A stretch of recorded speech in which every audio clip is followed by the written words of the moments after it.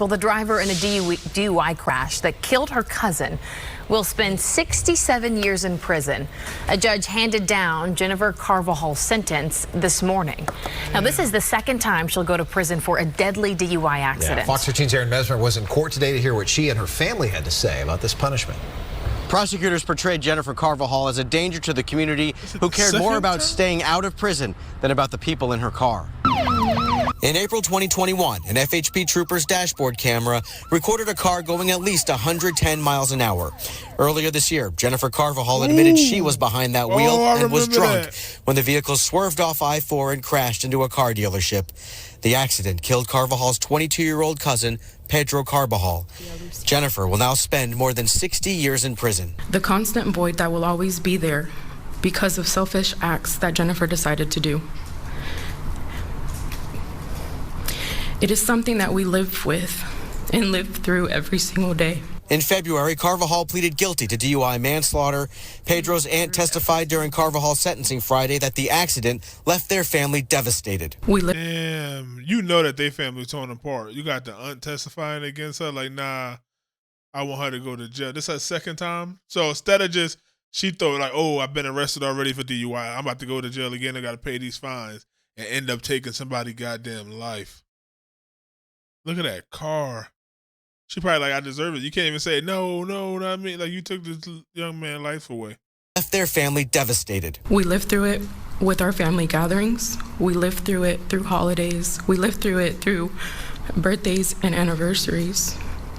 Where Pedro is now empty. Two other passengers were seriously hurt.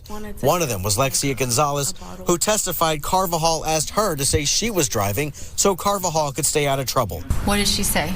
Tell them you were driving. Damn, so that showed that even after it, you tried to get out of it. You ain't, damn, that right there was probably the big thing. She might have got 30 years, but that right there shows even afterwards, in hindsight, everything over, you still was worried about you. Not your cousin and his dead body right there. No, this was the second time Carvajal killed someone while driving drunk. She spent the second time she killed somebody? I just assumed she was driving drunk or something.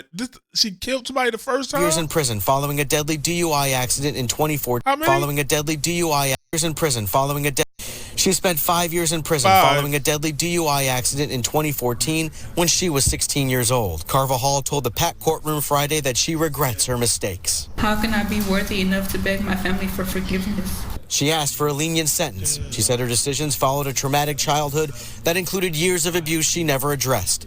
And Carvajal says she wishes she could have traded places with her cousin. I want you to know I will continue to live for him.